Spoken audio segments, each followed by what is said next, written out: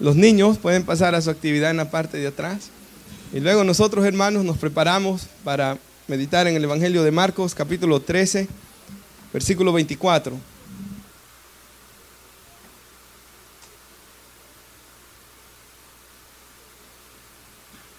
Marcos 13, 24. Y meditamos, hermanos, hemos estado el domingo pasado, vimos las señales de la venida antes de la venida del Señor. El viernes estudiamos toda esa sección de la abominación desoladora, hermanos. Y el día de hoy, hermanos, ya vemos la venida del Hijo del Hombre. Así dice de tema en mi Biblia, creo que la mayoría de Biblias dice así, ¿verdad? Vemos ese momento, hermanos, en el que el Señor viene a buscar a su iglesia. Vamos a leer del 24 al 27 para dar inicio. Pero en aquellos días, después de aquella tribulación, el sol se oscurecerá, la luna no dará su esplendor, las estrellas caerán del cielo, y las potencias que están en los cielos serán conmovidas. Entonces verán al Hijo del Hombre, que vendrá en las nubes con gran poder y gloria, y entonces enviará a sus ángeles y juntará a sus escogidos de los cuatro vientos, desde el extremo de la tierra hasta el extremo del cielo. Puede tomar asiento, hermanos. Dando gracias a Dios por esta meditación en la palabra de nuestro Dios, ¿verdad? Hermanos, si nuestra hermana puede poner Daniel 7, 13 al 14 para introducirnos hoy. Hermanos, estamos estudiando toda la vida de Jesús, ¿verdad? Y ahorita, hermanos, ya llegamos a esta última enseñanza que Jesús nos da, que es sobre su venida. Y después de esto, hermanos, ya vemos la traición de Judas, la negación de Pedro, la oración en Getsemaní, el juicio de Jesús. Ya vamos, hermanos, a lo que es ya la pasión de Cristo, ¿verdad? Como se le llama. Así que, hermanos, juntamente antes de eso vamos a meditar hoy en la venida de Cristo. Y nosotros sabemos que la Biblia enseña, hermanos, de que Jesús en su primera venida, Él vino como el siervo sufriente, dice la Escritura, ¿verdad? Él vino a morir, hermanos, Él vino a padecer por nuestros pecados. En su segunda venida, Él viene a juzgar a vivos y a los muertos. Y por eso, hermanos, es de que en este pasaje bíblico vamos a meditar en la venida de Cristo, su segunda venida. Y a Jesús, hermanos, se le llama el Hijo del Hombre. Jesús era el título con el que Él se atribuía, el título que Él se atribuía a sí mismo en muchas ocasiones. No solo, hermanos, porque muestra su humanidad, que Él es verdaderamente hombre, pero también, hermanos, porque el título Hijo de Hombre es un título mesiánico que cumple la profecía escrita en Daniel 7. Y dice Daniel 7 que el profeta miraba, ¿verdad?, en las visiones nocturnas, y en las nubes del cielo, dice, venía uno como un hijo de hombre. De ahí viene la expresión. Venía alguien, hermanos, como un hijo de hombre que se dirigió al anciano de días, que es el Padre, ¿verdad? Y fue presentado ante él. Y a este hijo de hombre que venía en las nubes, ¿verdad? Como la Biblia siempre nos dice que vendrá Cristo, le fue dado dominio, gloria y reino para todos los pueblos, naciones y lenguas, para que le sirvan.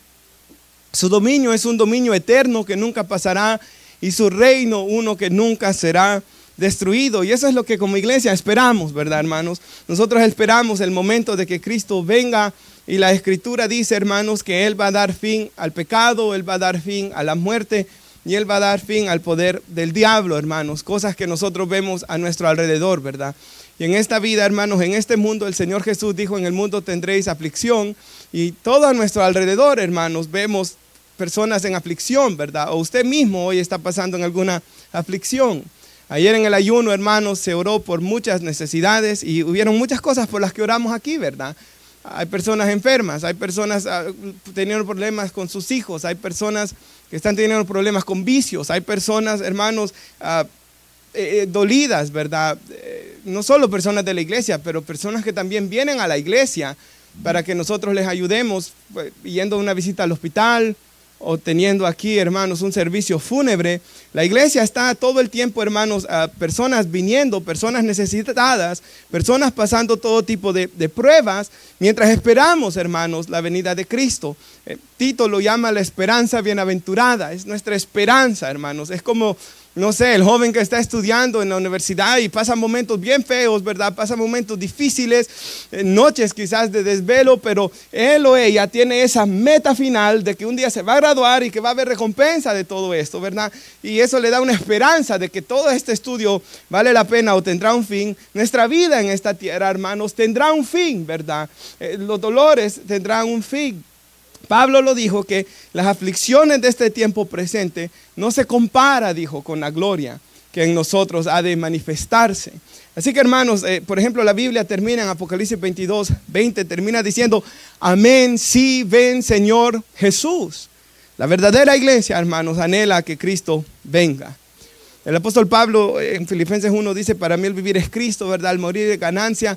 Y el apóstol Pablo ahí dice, después de que él está entre dos cosas, por una parte dice que él ya quiere partir, ya siendo un anciano, ¿verdad? Partir, dice morir para estar con Cristo, dice él. Lo cual es muchísimo mejor. Pero a la misma vez dice él, si me da vida más el Señor, si sigo con vida, eso va a ser para un ministerio fructífero, dice él. Para bendición de la obra del Señor. Así que nosotros de esa manera esperamos también, ¿verdad, hermanos? Si vivimos, para Cristo vivimos. Si morimos, para el Señor morimos. Y si alguien muere en Cristo, hermanos, el apóstol dice ahí que es muchísimo mejor. Estará en un mejor lugar, hermanos. Pero cuando se muere sin Cristo, la Biblia dice que va a ser peor ese lugar que lo que vivimos hoy, hermanos. Es más, Jesús lo describió. Jesús, hermanos, fue la persona que más habló del infierno y él dijo que era el llorar y el crujir de dientes, hermanos, advirtiéndonos, ¿verdad?, de los sufrimientos que esperan después de esta vida, los que no se arrepientan. Ahora, si usted va al versículo 28, hemos visto ese momento que Jesús viene, ¿verdad?, y recoge a su iglesia. La Biblia dice que todos los que estén muertos en Cristo, sus almas vendrán con el Señor y sus cuerpos van a resucitar, ¿verdad?, y van a ser transformados. Y los que estén vivos en el momento que Cristo venga van a ser levantados en las nubes y ahí sus cuerpos van a ser transformados. Y la promesa de la Biblia, hermanos, es que va a ser un cuerpo donde ya no va a haber pecado en nosotros, ¿verdad? Esa corrupción, hermanos, del pecado que hace tan difícil nuestro vivir en este mundo. Porque, hermanos, es el pecado lo que constantemente agobia nuestras vidas, ¿verdad? Es el pecado el que hace el matrimonio difícil, es el pecado el que hace criar los hijos difícil, es el pecado el que hace ir al trabajo difícil, es el pecado el que hace a veces, que hasta dentro de la iglesia, gracias a Dios, no hay nada ahorita, ¿verdad, hermanos? Pero a veces es el pecado que hace que a veces haya conflicto en la iglesia, es el pecado, hermanos, de que hace todas estas cosas, hermanos, que hace difícil vivir en este mundo. A John MacArthur, ¿verdad? Él acaba de fallecer cuando creo que 86 años tenía. Le hablaban de eso, de partir, y él dice que lo que a él más miraba hacia el futuro era ya no tener que luchar contra el pecado, dice él, contra el mío y el de la gente, porque él siendo pastor de una iglesia tan grande, ¿verdad? Todo el tiempo estaba lidiando con dificultades y problemas que la gente traía, hermanos. Así que nosotros esperamos ese momento, ¿verdad? Y mientras esperamos ese momento, versículo 28, ¿lo tiene? Donde ya no va a haber pecado, donde ya no vamos a estar en todos estos problemas que nos encontramos hoy, ¿verdad? Porque la Biblia dice, por cuanto todos pecaron, todos están destituidos de la gloria de Dios. No hay nadie que no pueda decir que lucha contra el pecado aquí, ¿verdad? De la higuera aprended, dice Jesús, la parábola. Cuando ya su rama está tierna y brotan sus hojas, sabéis que el verano está cerca. Y nosotros entendemos esto, ¿verdad? Nosotros vamos viendo ahorita que ya el invierno está cerca porque se van cayendo las hojas, ¿verdad, hermanos? De igual manera vemos cuando el verano está cerca porque brotan. Y aquí dice Jesús, el 29, así también vosotros cuando veáis que suceden estas cosas, conoced que está cerca a las puertas. Y la manera como Jesús, el domingo pasado lo explicaba Jesús, es de que son principios de dolores, ¿verdad, hermanos? Y la palabra dolores habla de dolores de una mujer en parto, o sea, son principios. Conforme más se acerca la venida de Cristo, más fuertes van a ser las guerras, las pestes, los terremotos, los falsos profetas. Más fuerza, más difícil va a ser, hermanos, la vida en este mundo. Y yo sé que eso es desalentador, ¿verdad? Yo quiero que usted me diga de que el gobierno de Estados Unidos va a ser mejor, de que la economía va a estar mejor, de que el mundo va a ser mejor. Pero hermanos, yo creo que la Biblia claramente enseña que no va a ser así, ¿verdad? Y nosotros lo hablábamos, el siglo pasado, hermanos, fue el siglo donde más guerras hubieron y donde más sangre se derramó. Así que nosotros vemos el mundo, hermanos, va camino a un momento, no solo de destrucción, pero que Cristo venga a levantar a su iglesia, ¿verdad? Entonces nosotros vemos estas cosas, vemos que van empeorando, hermanos, estas señales que prediqué el domingo pasado, y eso nos muestra, hermanos, que el momento de nuestra redención está cerca, ¿verdad? Versículo 30, mire lo que dice Jesús: de cierto os digo que no pasará esta generación hasta que todo esto acontezca. El cielo y la tierra pasará, pero mis palabras no pasarán. Ahora recuerda, hermanos, el evangelio de Marcos, Mateo, Lucas, Juan cuentan, es la historia de Jesús desde la perspectiva de 4 personas, ¿verdad? No sé, es como que si hicieran una biografía del hermano José Castillo y hace una biografía a la hermana María, y hace una biografía a la hermana Vicky, y hace una biografía a la mamá del hermano José. Entonces, hermanos, y hace una Tatiana. Entonces, la hermana María posiblemente va a poner algunas experiencias que tuvo con él, y Tatiana va a poner otras experiencias que tuvo con él. Y entonces con Jesús, los evangelios es así, hermanos. Es 4 veces la historia de Jesús relatada. Y esta predicación la recordó Mateo y la recordó Lucas también, y la recordó Marcos también. Y Lucas añade, hermanos, de que mucho de esto que estamos leyendo aquí se cumplirá, o se cumplió, perdón, ya se cumplió en el año 70, ¿verdad? Cuando vinieron, hermanos, las tropas y destruyeron el templo, porque eso era parte de la pregunta, si usted se recuerda. Así que esa generación que estaba ahí cuando Jesús predicaba, hermanos, no pasó sin que pasara la destrucción del templo. Ahora también, hermanos, si usted tiene algún comentario bíblico, la generación que vea el cumplimiento de estas señales de tal punto, hermanos, de que ya llegue a su máxima expresión, esa no va a pasar también sin que todas estas cosas acontezcan. Y el Señor, hermanos, da tal seguridad que Él dice: el cielo y la tierra pasarán, pero mis palabras, dice Él, no pasarán, ¿verdad, hermano? El privilegio más grande, hermanos, el poder confiar nosotros en la palabra de Dios. Ahora el 32, si usted lo tiene, vamos a leer el 32 y 33. Dice así: pero aquel día y la hora nadie sabe, ni aun los ángeles que están en el cielo, ni el Hijo, sino el Padre.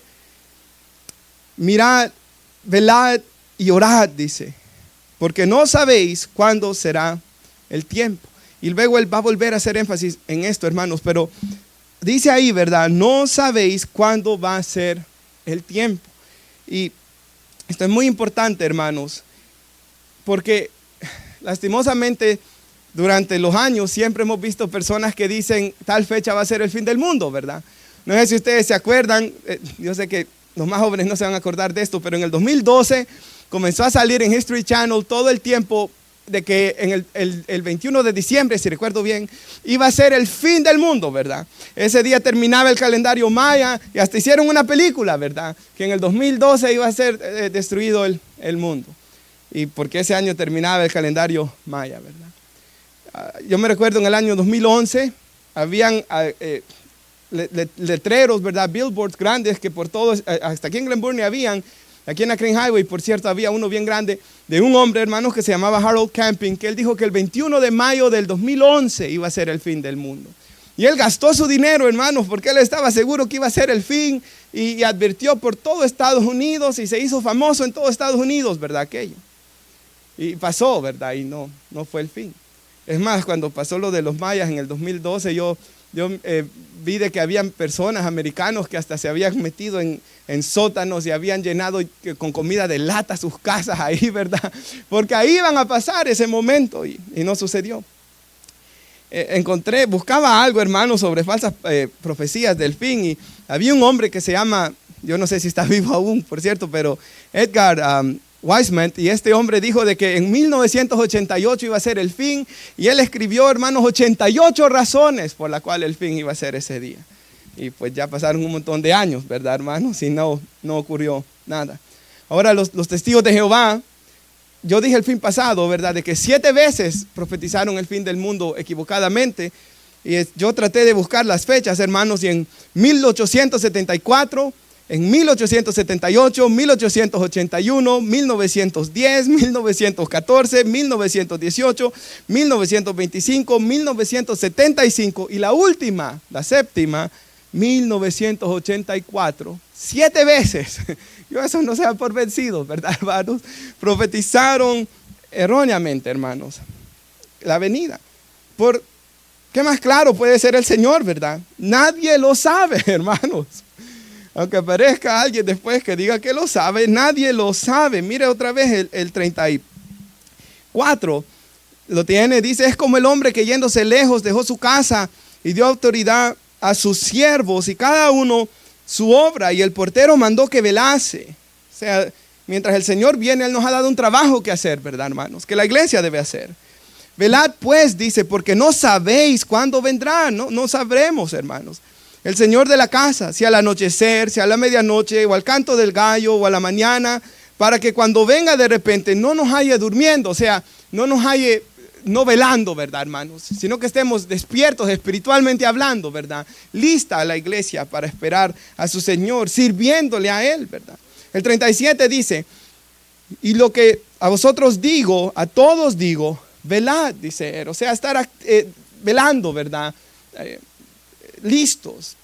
Otro versículo que yo encontré, hermanos, Lucas 12:45, dice así, también ustedes estén preparados, dice, porque el Hijo del Hombre vendrá a la hora que no esperan. Entonces, nadie sabe el día y la hora, ¿verdad? Nadie puede venir a decir con exactitud, como vemos estas otras personas que han fracasado en hacer, ¿cuándo es? Si no, simplemente vemos señales, hermanos. Sabemos que el Señor puede venir en cualquier momento, porque es lo que vemos en la Biblia, ¿verdad?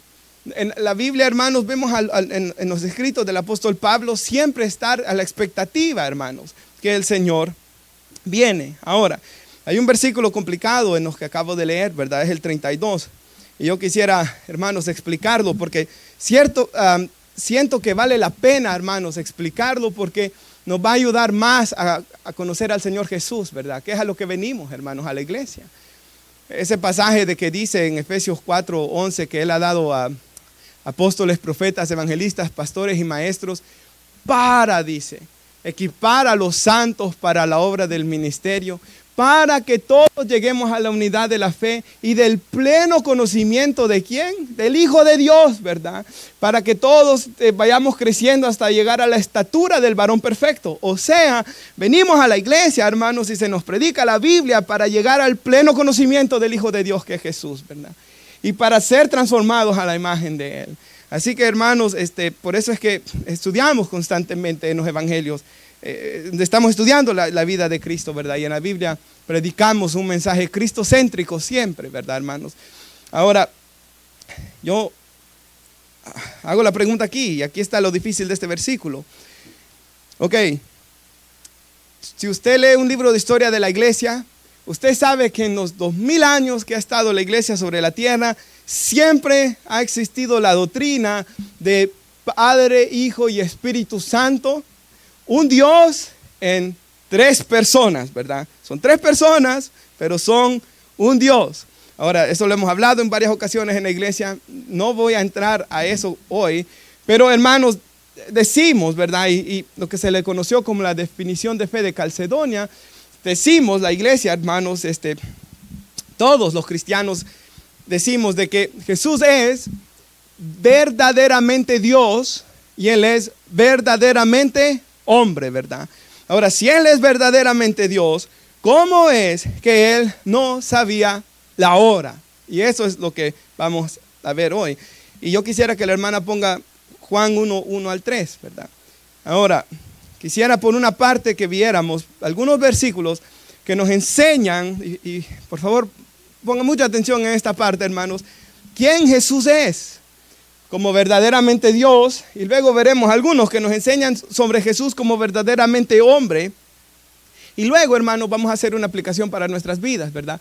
Pero aquí dice, en el principio ya existía el verbo. El verbo es Jesús, hermanos, porque más adelante dice de que el verbo se hizo carne.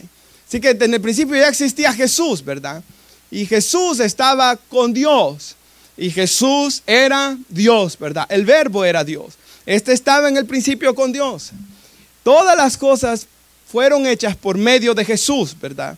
Y sin Él nada de lo que ha sido hecho fue hecho, dice. Así que, hermanos, vemos ahí que Jesús, ¿verdad?, ha existido siempre con Dios, Él es Dios y Él creó todas las cosas. Ahora, si puede poner Colosenses 1:16 y mire un poco más este pasaje bíblico. Hablando de Jesús aquí, que Él tiene preeminencia sobre toda la creación. Dice, porque en Él, hablando de Jesús, fueron creadas todas las cosas, otra vez más. Tanto las que están en el cielo como las que se ven aquí en la tierra, ¿verdad? Visibles e invisibles, sean tronos, sean dominios, sean poderes o autoridades, hablando del mundo espiritual, ¿verdad? Todo ha sido creado por medio de Jesús y para Él, ¿verdad? Porque la creación es para Él, hermanos. Le dará gloria a Él. Y Él es antes que todas las cosas. Y todas las cosas por Él permanecen, ¿verdad? En Él todas las cosas permanecen. Y ese permanecen, hermanos, o se mantienen en Él todas las cosas, o todas las cosas en Él subsiste, dice Reina Valera, ¿verdad, hermanos? Significa que Cristo sostiene el universo. O sea, Él mantiene con vida la creación, ¿verdad, hermanos? Él es quien mantiene todo el mundo, ¿verdad?, en orden, por así decirlo. Entonces, vemos que Jesús no es un simple hombre en la Biblia, ¿verdad? Vemos que Jesús no es un simple profeta. Es más, Efesios 3:17 dice esto: Cristo habita por la fe en sus corazones, dice la Biblia. Y todos nosotros, ¿verdad? Llegó un día, hermanos, que tuvimos un encuentro personal con Jesús, que se hizo un llamado a arrepentirse, hermanos. En mi caso, yo pasé al frente, me arrodillé, y ese día, hermanos, desde ese día yo nunca he vuelto a ser igual. Cristo ha venido a morar en mí, hermanos. Y cuando he fallado y pecado, hermanos, ya no ha sido como antes de Cristo, porque el Espíritu Santo, ¿verdad?, obra en mí. Y hermanos, y yo sé que he pecado contra el Señor Jesucristo. De igual manera, desde ese día hubo un interés por la palabra de Dios. Ha habido una comunión con el Señor Jesús, ¿verdad? Es más, Jesús dijo, yo estaré con ustedes todos los días hasta el fin del mundo. Está la promesa, hermanos, de que Él iba a estar en medio de la congregación cuando la congregación alabara.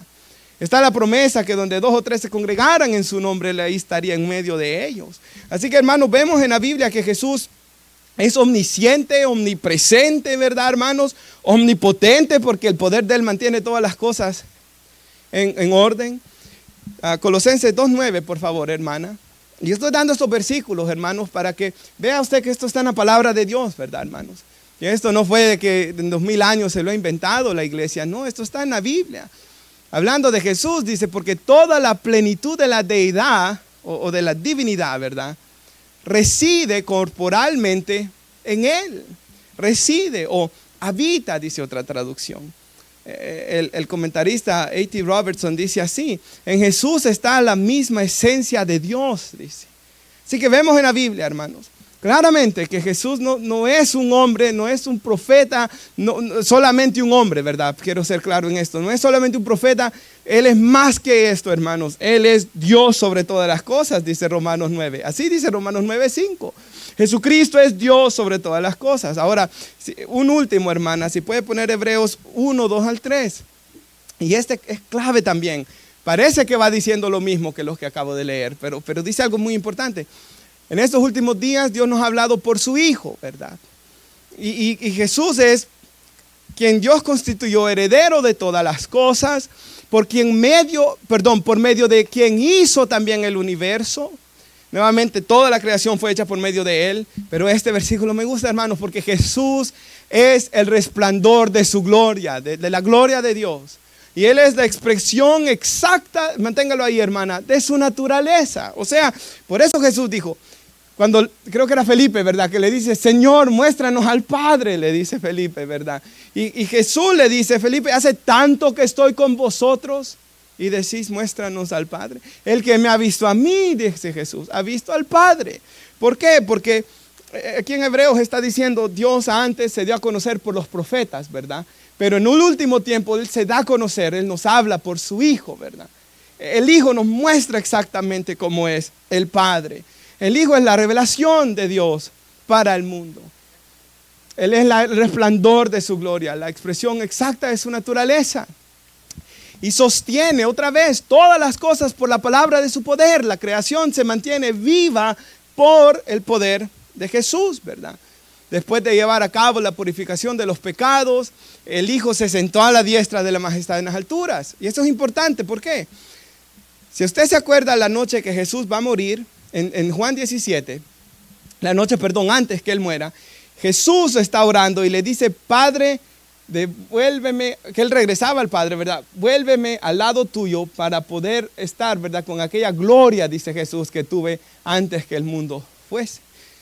Ocurrió algo, hermanos, en la encarnación. Si puede poner Filipenses 2, la hermana, 3. Ahora, hasta este momento, lo único que yo he hecho es, hermanos, que miremos en las Escrituras que Jesús no es un hombre común y corriente. La Biblia enseña claramente, hermanos, de que Él es Dios, ¿verdad? En Él habita toda la plenitud de la deidad, dice la Escritura. Y nuestra experiencia misma nos muestra, hermanos, que Él mora en el corazón de cada creyente. Que Él está, hermanos, con nosotros, ¿verdad? Que su presencia, hermanos, de una manera sobrenatural se hace sentir en nuestras vidas. Y yo conté el domingo pasado, ¿verdad? Cuando yo, hermanos, comenzaba a tratar de aprender a tocar guitarra y me ponía, en aquel tiempo no estaba la aplicación, ¿verdad? Sino que en internet, hermanos, buscaba la cuerda y imprimía, ¿verdad? Páginas. Y me recuerdo estar abajo en el basement en mi casa, hermanos, tratando de cantar alabanzas. Según yo solo estaba tocando la guitarra, hermanos, y cantando. Cuando de repente, hermanos, ya no estaba cantando solamente, yo estaba adorando ya, ¿verdad? Hermanos, la presencia, fue la primera vez que yo experimenté esto. La presencia de Dios estaba ahí conmigo mientras yo cantaba. Y sucedió algo, hermanos, sobrenatural, ¿verdad? Porque, hermanos, el Señor habita, hermanos, con su pueblo. Jesús lo dice de esta manera: cuando tú vayas a tu aposento, cerrada la puerta, ora a tu Padre que está en el secreto. Dice, Él está en el secreto, hermanos. Él llega ahí cuando nosotros lo buscamos, hermanos. Ahora, hemos visto que Él es, ¿verdad? Omnisciente, omnipresente. Él está en todo lugar, Él todo lo sabe, Él tiene todo el poder. Pero ahora vamos a ver que Él es verdaderamente hombre también. Él fue hombre. Y esto es muy importante, hermanos, porque la Biblia enseña que Jesús, como lo llamó, es el postrer Adán, ¿verdad? Recuerde esto, Jesús, así como el primer Adán nos representó a toda la raza humana, Jesús venía a representar a todos los que se salvarían, ¿verdad? A todos los redimidos, a todos aquellos que la Biblia llama sus escogidos. Así que, hermanos, Jesús como hombre, aquí la Biblia nos está exhortando, y estos versículos son claves para darle contexto. Estaba predicándole a la iglesia a Pablo, ¿verdad? Nada hagan por egoísmo, ¿verdad? Nuestra naturaleza pecaminosa, ¿verdad, hermanos? De ese egoísmo malvado que mora en los seres humanos, ¿verdad? Pero el Espíritu Santo nos llama a lo opuesto, ¿verdad? Nada hagan por egoísmo, nada por vanagloria, ¿verdad? De quererse gloriar, sino con una actitud humilde, dice, cada uno de ustedes considere al otro como más importante que a sí mismo. Y esto es lo que decía la hermana ayer cuando daba su testimonio, ¿verdad? Ella dijo, la hermana ayer, esa parte de su testimonio, la hermana Linda dijo de que comenzó a orar, a enfocarse más por las peticiones de los hermanos, dijo. Y ella dejó, hermanos, la aflicción de su corazón en Dios, de que Dios ya había escuchado su oración, ¿verdad? Y eso es lo que está diciendo aquí la Biblia, hermanos. Yo una vez que estaba orando, hermanos, yo lo conté, ¿verdad? De verdad yo en mi oración sentí, estoy orando por el hijo de tal hermana que estaba orando en ese momento, como si fuera el mío que estuviera perdido. Entonces vemos, hermanos, esa naturaleza humana, pecaminosa, ¿verdad? En nosotros. Y el Espíritu Santo está obrando en nosotros, hermanos, para que veamos no solo cada uno sus propios intereses, dice aquí. ¿Verdad, hermanos? Y usted sabe de que el hombre más infeliz es el hombre más egoísta, ¿verdad? El más amargado es el más egoísta, el que vive para sí. Pero cuando obedecemos la palabra de Dios y vivimos para la gloria de Dios y vivimos para los otros, hermanos, es ahí donde encontramos el gozo, porque estamos haciendo la voluntad de Dios, ¿verdad? Estamos viviendo para Él, sino más bien los intereses de los demás, dice la Escritura. Haya pues en ustedes esta actitud o sentir, y aquí nos muestra Cristo, que hubo en Cristo Jesús. O sea, la actitud que debemos tener es la de Cristo, ¿verdad, hermanos? La actitud que vemos en Él es la que nosotros debe de haber. Y mire lo que dice, y esto es muy importante. Él, aunque existía en forma de Dios, no consideró ser igual a Dios, ¿verdad? No puede ser más claro aquí, ¿verdad? Como a cosa que aferrarse. O sea, Él no se aferró, ¿verdad, hermanos? A su gloria. Sino que Él se despojó Esto es algo importante ahí. Si usted le gusta la teología sistemática, esto le llaman kenosis, ¿verdad, hermanos? Pero prácticamente, hermanos, de una manera así resumida es: Jesús nunca dejó de ser Dios, ¿verdad? Su naturaleza divina siempre la tuvo. Él añadió a su persona una naturaleza humana. Amén, hermanos. Entonces, la naturaleza divina siempre está ahí. No se mezclaron, sino están ahí ambas, ¿verdad? Entonces, Él añadió, por ejemplo, a Natanael, ¿verdad? ¿Qué le dijo Jesús a Natanael? Allá te vi cuando estabas en el árbol.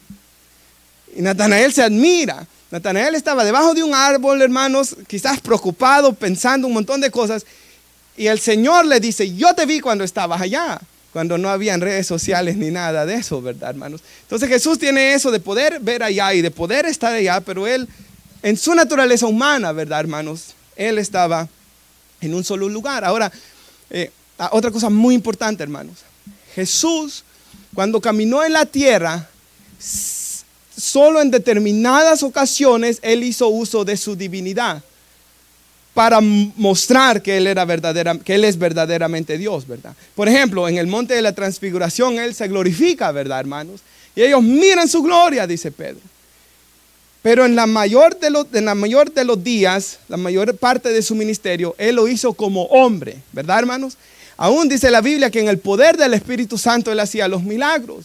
O sea, Él dependió del Espíritu Santo. Él fue verdaderamente hombre, porque la Biblia dice que Él tenía que ser tentado en todo según nuestra semejanza, ¿verdad, hermanos? Pero sin pecado. Así que Él, cuando se enfrentó al diablo, cuando enfrentó las pruebas, no las enfrentó usando su poder como todopoderoso, sino que Él las enfrentó, hermanos, como hombre. Y Él luchó, hermanos, de esa manera. Es más, dice la Biblia de que antes de Él ser crucificado, ¿verdad?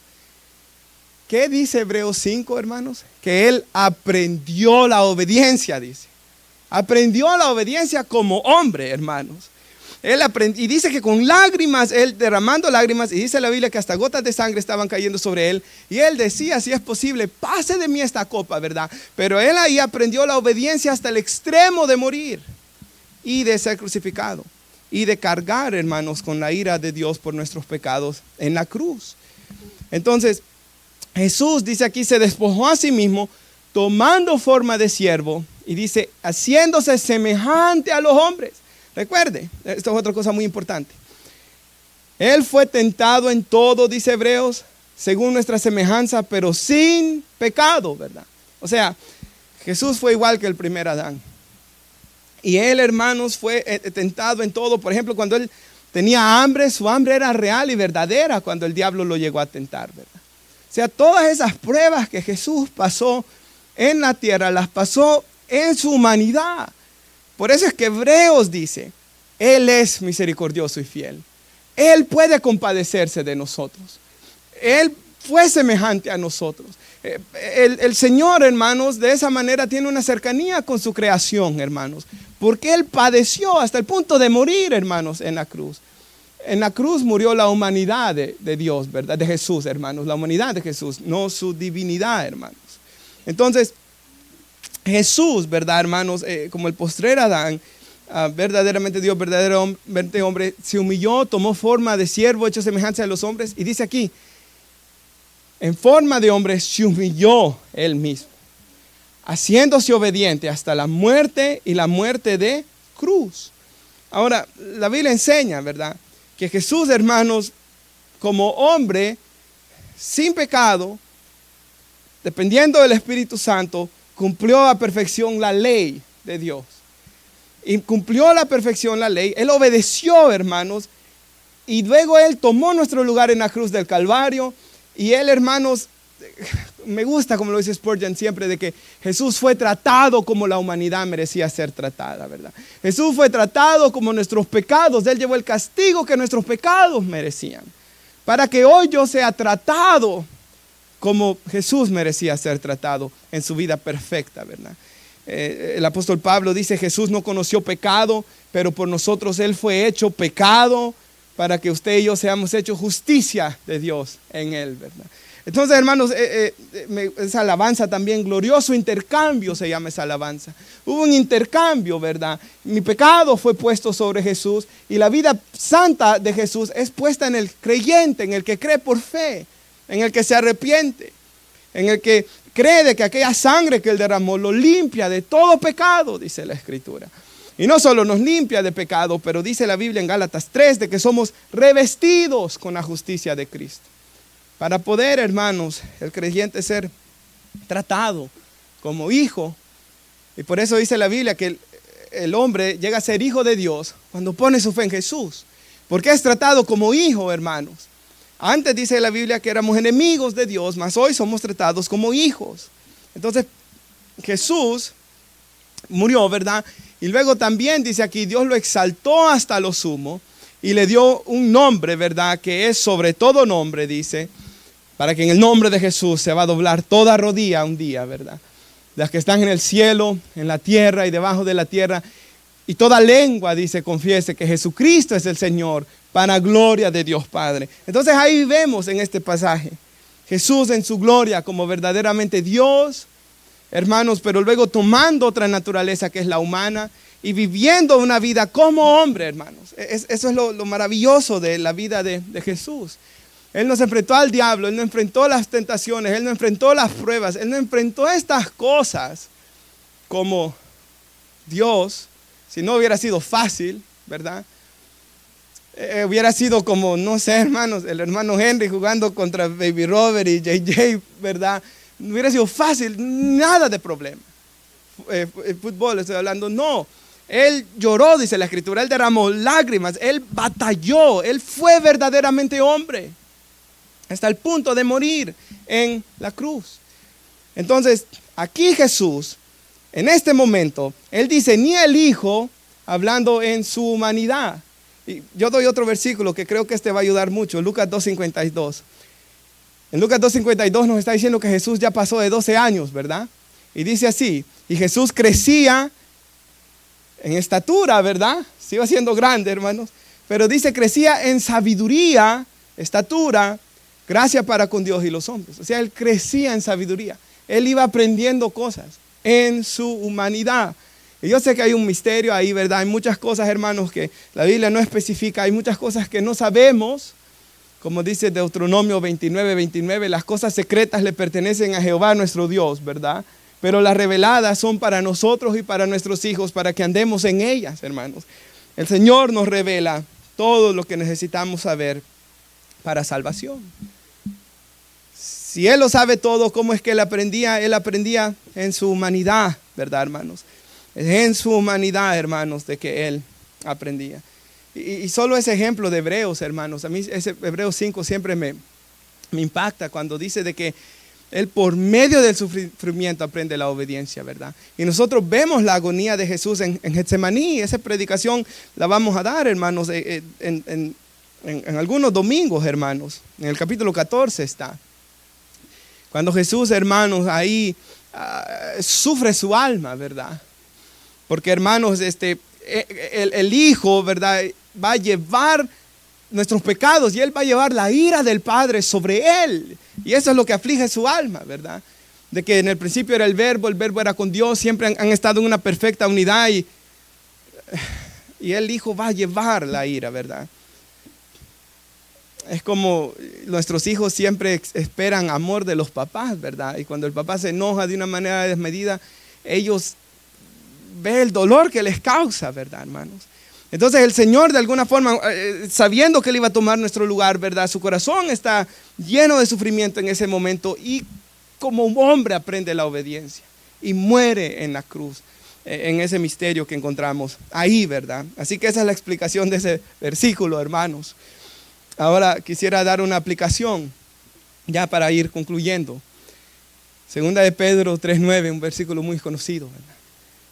El Señor no retarda su promesa, según algunos la tienen por tardanza, sino que es paciente para con nosotros, no queriendo que ninguno perezca, sino que todos procedan al arrepentimiento, ¿verdad? El Señor, hermanos, vendrá cuando Él ya tenga el número, ¿verdad?, de redimidos.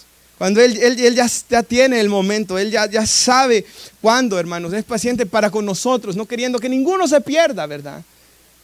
En su sabiduría, hermanos, en su omnisciencia, en su soberanía, Él tiene ese momento exacto en el que Él va a venir. Pero de aquí a ese momento, aunque nadie sabe el día ni la hora, como hemos visto, solo vemos señales. ¿Qué debe de estar haciendo la iglesia?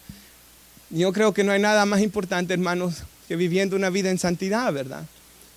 La Biblia dice, el pasaje tan conocido, seguir la paz con todos y la santidad sin la cual nadie verá al Señor. Y esto es tan importante, hermanos, que Jesús nos enseña en Mateo 7, de que en el día del juicio, dice Jesús, Mateo 7:21, muchos le van a decir, Señor, Señor. Y que hicieron un montón de cosas, ¿verdad? En el nombre de Jesús. Y Jesús les va a decir, apártense de mí, nunca los conocí, hacedores de maldad. Y hacedores de maldad se traduce en alguna traducción como los que practican iniquidad. Literalmente en el griego dice los que andan sin ley. O sea, los que pecaron, hermanos. Practicaron pecados, aunque decían que creían en Jesús. Nunca se arrepintieron. Pero mire que dice que ellos pensaban que se iban a salvar. O sea, muchas personas van a pensar, ¿verdad? De que iban a la presencia de Dios y hermanos, y por eso dice la Biblia, no os engañéis, Dios no puede ser burlado, dice Gálatas 6:7. Todo lo que el hombre siembre, eso va a cosechar. El que siembra para la carne, de la carne va a segar corrupción, hablando de la destrucción eterna. Pero el que siembra para el espíritu, del espíritu segará vida eterna. Dios no puede ser burlado, ¿verdad, hermanos? Nuestra salvación es por gracia, pero es una gracia que transforma, ¿verdad? Gálatas 3:8 dice, hermano, Primera de Juan 3:8 dice, el que practica el pecado es del diablo, hermanos.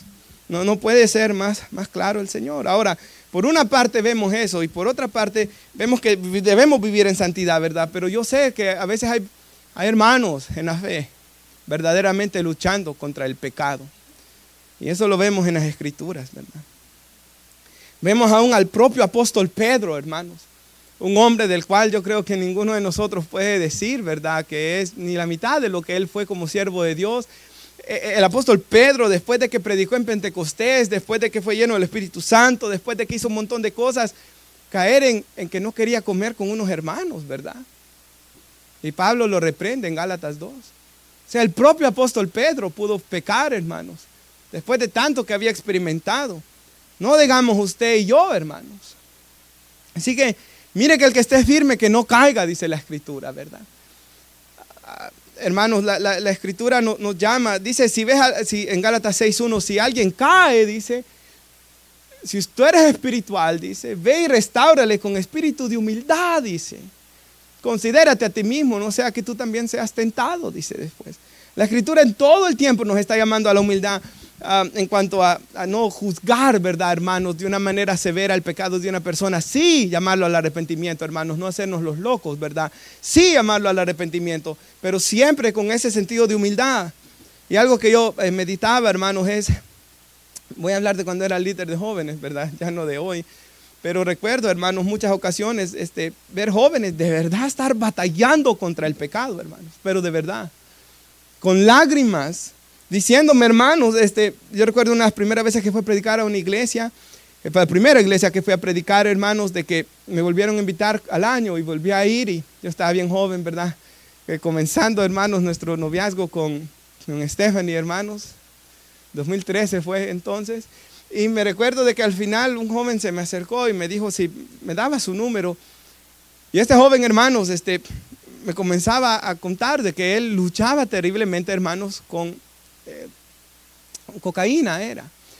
Y hermanos, él me dice de que es una lucha tan fuerte y es una cuestión tan complicada. Y él me decía que su cuerpo hasta le temblaba. De igual manera, hermanos, recuerdo ver ocasiones a jóvenes luchar con pecados, ¿verdad? Sobre todo, hermanos, la Biblia nos exhorta siempre contra pecados sexuales, ¿verdad? Y vemos, hermanos, un gran problema que es hoy en día la pornografía, hermanos. Y una gran lucha que hay entre la juventud. Y hemos visto estudios, hermanos, de psicólogos que esto es aún más adictivo, hermanos, que las drogas. Más adictivo que la heroína aún. Al cerebro es esto. para que veamos, hermanos, el gran peligro que es. Yo he dado prédicas, ¿verdad? Aquí, hermanos, sobre el cuidado de darle un teléfono a un niño o adolescente también, ¿verdad? No voy a dar esa hoy. Pero, hermanos, yo recuerdo en ocasiones ver a hermanos de que yo, ¿verdad?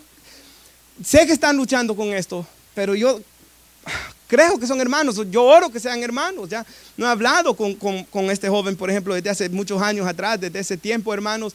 No sé qué ha pasado con él, no, pero yo sí he visto otros jóvenes cuando era líder de jóvenes de que lucharon con esto. Y habían luchas terribles, ¿verdad? Y a veces había un tiempo donde estaban limpios, hermanos, y estaban gozosos y estaban en la iglesia, pero luego, hermanos, había una recaída. Y la condenación venía otra vez, en el sentido de sentirse culpable, ¿verdad? Por eso me gusta tanto ese himno, hermanos, que se llama Ante el Trono Celestial, que lo hemos cantado en varias veces aquí, ¿verdad? Y ese himno que dice ante el trono celestial, Jesús intercede por mí, dice. Y mientras Él esté en su trono, nadie de Él me apartará. Pero luego dice Él, pero cuando he caído en tentación, dice, y al yo sentir condenación. No hay que caer en estos pecados que he mencionado yo, hermanos. Airarse es suficiente para ya sentirse uno mal. Entonces, cuando me he sentido en condenación por mi acción, porque por eso la Biblia dice que debemos hacer morir al viejo hombre, ¿verdad, hermanos? Con sus deseos, porque el viejo hombre siempre va a estar ahí. Nuestra vieja vida, hermanos, va a estar allá atrás tratando de salir, ¿verdad? La carne, la lucha entre la carne y el espíritu. Jesús mora en mí, en mi corazón yo quiero servirle a Dios, pero mi naturaleza pecaminosa también tiene deseos malos. El Espíritu Santo pone deseos en mí para el bien, predicar, orar. Estos deseos el Espíritu Santo los pone en mí. Yo ayer venía al ayuno, ¿verdad? No voy a ir a ayunar. No, yo venía feliz que veníamos a orar y a buscar el rostro de Dios. Es como el que le gusta el fútbol, no va a la fuerza, él va feliz. Feliz, hermanos, venía yo ayer. Me levanté feliz.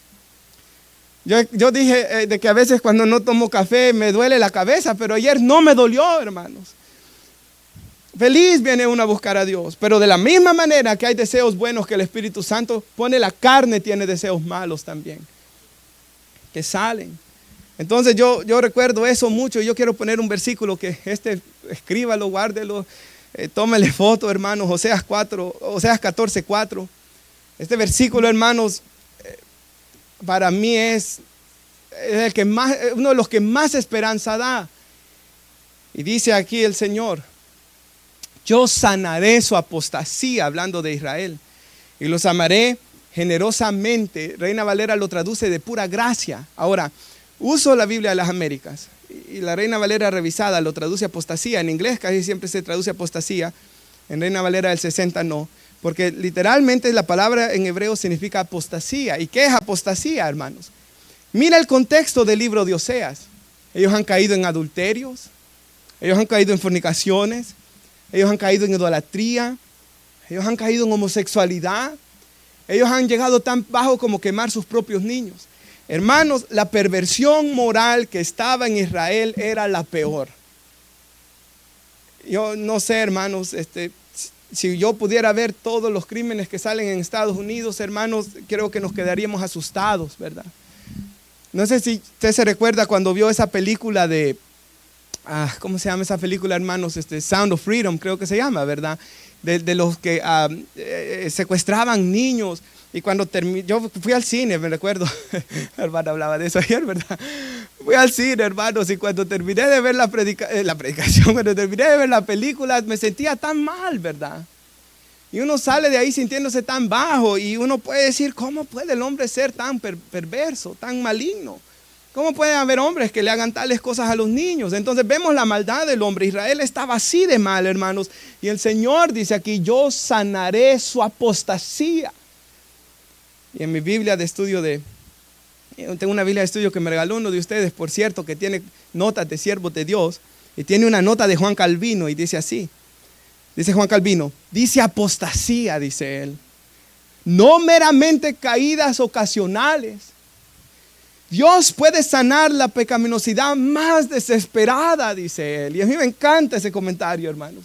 O sea, lo que aquí está diciendo es, el Señor, yo sanaré su apostasía y los amaré generosamente, pues de ellos ha apartado mi ira, dice el Señor. El Señor está diciendo acá que Él puede sanar el más sucio de los corazones y Él puede sacar al hombre de la peor práctica pecaminosa que puede existir.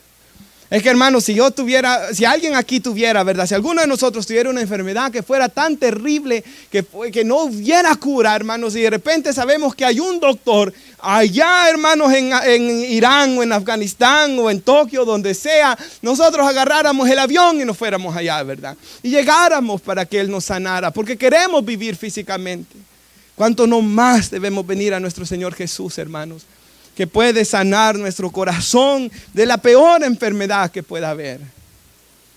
No debemos de dejar, hermanos, que el diablo destruya nuestras vidas y que nos diga la mentira, que usted ha escuchado esta mentira muchas veces: un día voy a cambiar, un día voy a venir a Dios. Ese día a veces no llega, hermanos. Entonces debemos, hermanos, hoy dice la Biblia, si oyes su voz, no endurezcas tu corazón. Hoy es el día de salvación, dice la Biblia. Hoy es el día, hermanos, para cualquier lucha que tengamos, venir a Jesús en arrepentimiento y fe. En fe.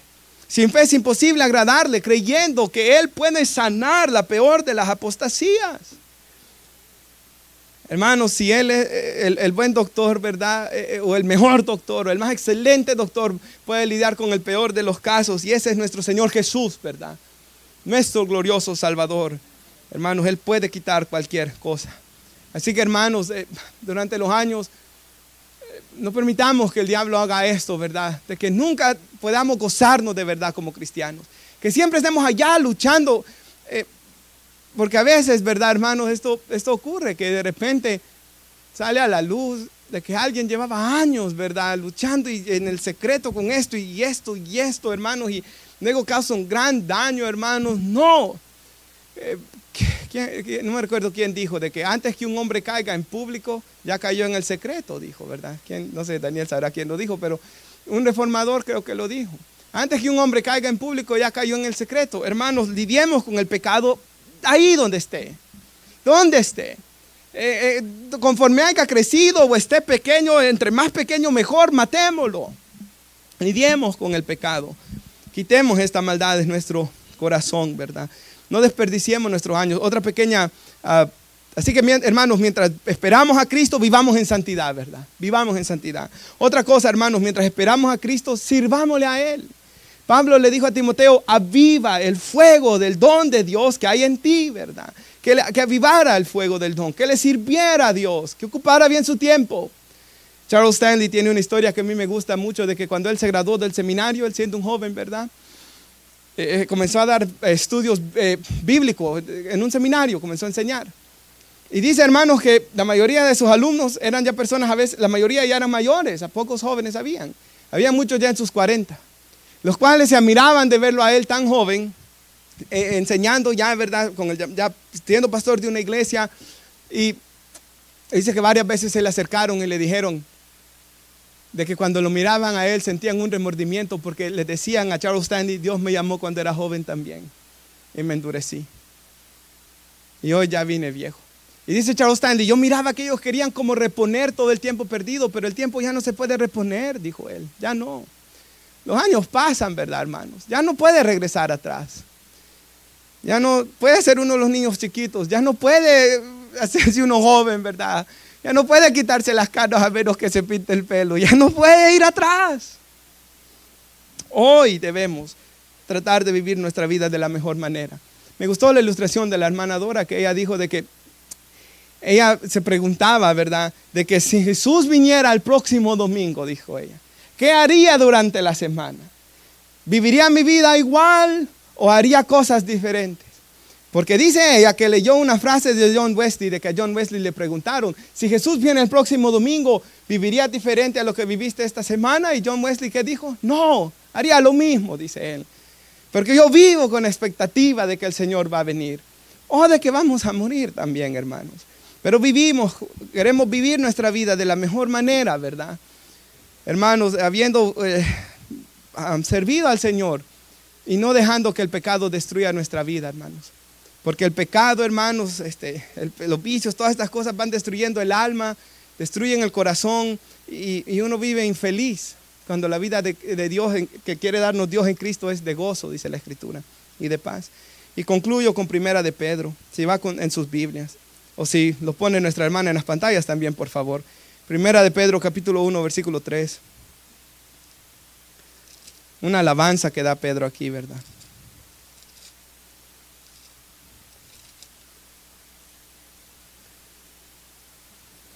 Hermanos, qué bendición ese versículo de Oseas, ¿verdad? Él puede sanar la apostasía de Israel, el peor de los pecados, hermanos. Él puede sanarlos, ¿verdad? No una caída ocasional, como dijo Juan Calvino, ¿verdad? Dios puede sanar la pecaminosidad más desesperada, dijo él.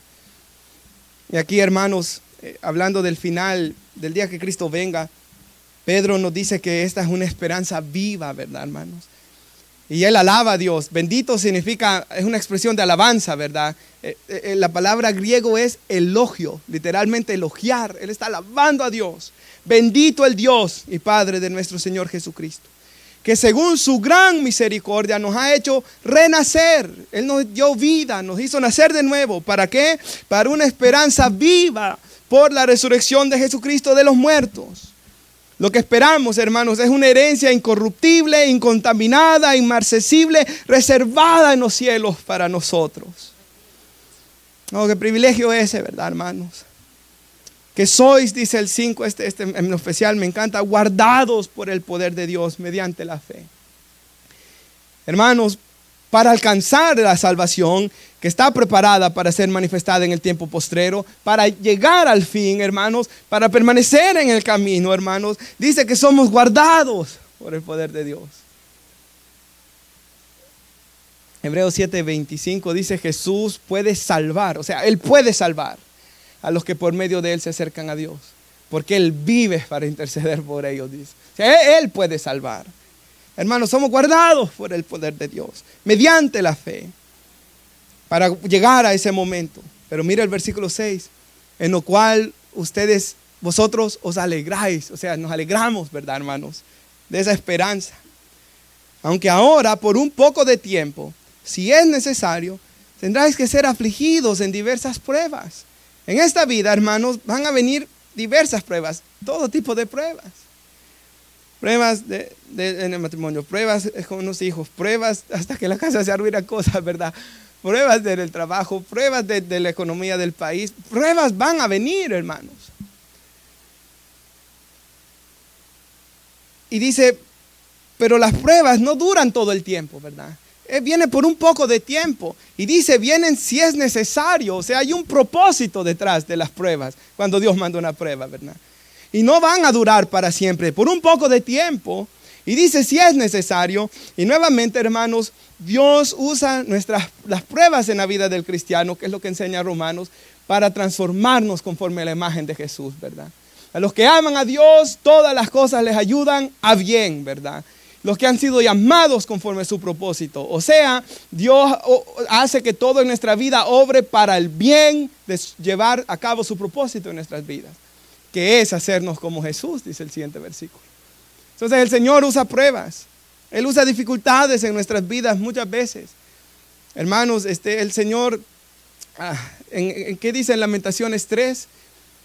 Él no entristece ni aflige voluntariamente a los hijos de los hombres. Y esa palabra voluntariamente en hebreo, ¿se acuerda aquel libro que dimos una Navidad para todos los hermanos de la iglesia? Había un capítulo ahí, ¿verdad? Los que lo leyeron, hermanos, espero que no se haya quedado solo tirado ya después. Pero decía voluntariamente significa de su corazón. Y a mí eso me encantó, hermanos. Ningún papá gusta ver a un hijo pasar dificultad, ¿verdad?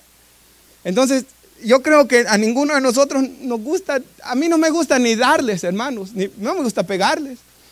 Y yo les digo a ellos, yo no les quiero pegar, les digo yo, ¿verdad? Hablando y luego una vez me dijeron, pero papi, la Biblia dice que no debemos pegar. Ustedes no se deben pegar, pero a mí me dice que les debo dar con el cincho, les digo yo, y todavía no les he dado, les digo yo. Con el cincho, ¿verdad? Solo las largadas. Pero en el Salmo 103, versículo 13, dice que como el Padre se compadece de los hijos, Se compadece Jehová de los que le temen. O sea, Él no entristece ni aflige voluntariamente a los hijos de los hombres. No está en su corazón vernos tristes. Pero Él sabe que es necesario. Él permite estas pruebas. Mira el versículo 7.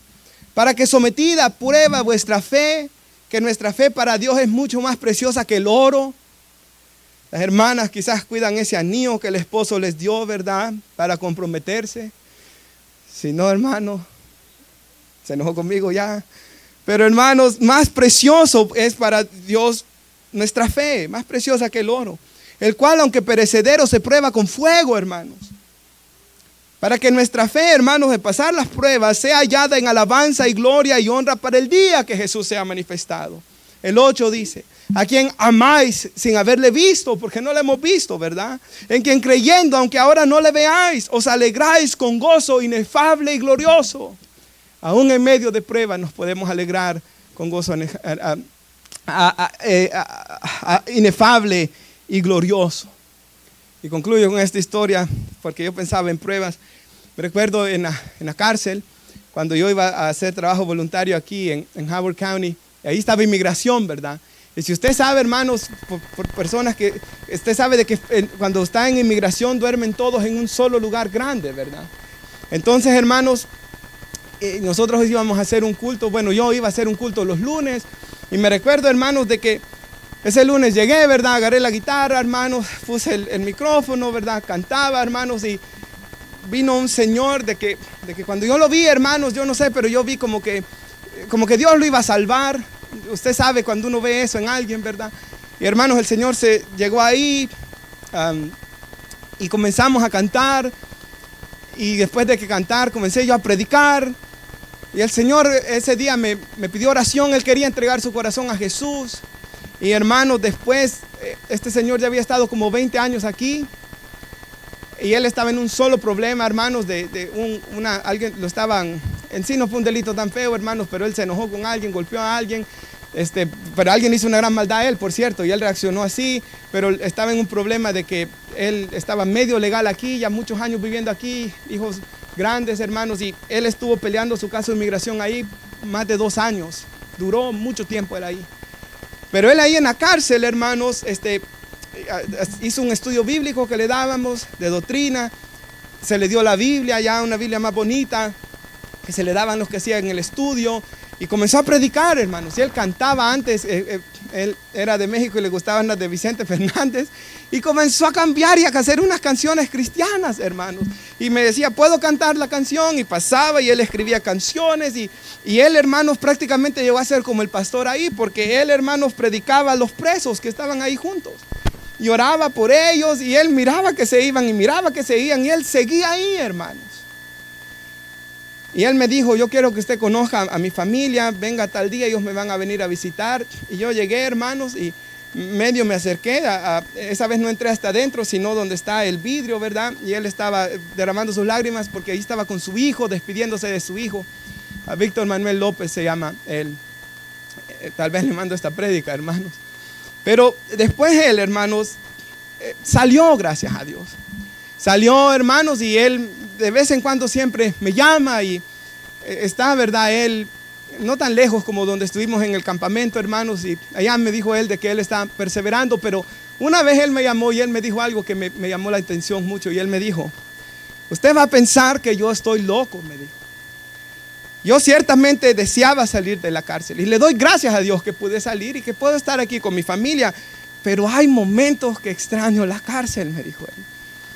¿Y sabe por qué extraño la cárcel? Me dijo él, porque yo ahí conocí al Señor y ahí tuve mis primeros encuentros con Él. Y ahí yo viví mi primer amor. Y ahí yo me levantaba a orar y tenía tanto tiempo para buscar a Dios y predicaba la palabra de Dios ahí, me dijo él. Y a veces cuando yo veo atrás, en medio de todo ese dolor, veo que había un gozo en medio de todo. Y eso es lo que dice aquí, ¿verdad?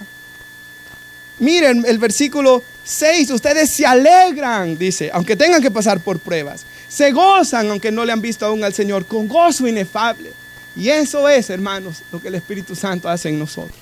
Así que mientras esperamos al Señor, vivamos en santidad. Mientras esperamos al Señor, sirvámosle.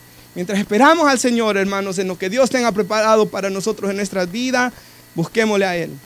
Nos ponemos de pie y que Él nos dé un gozo, ¿verdad? que es inefable y glorioso. Padre, yo le doy las gracias por su palabra, Señor, y este día es tanta cena, Señor, y oro que usted prepare nuestros corazones para venir y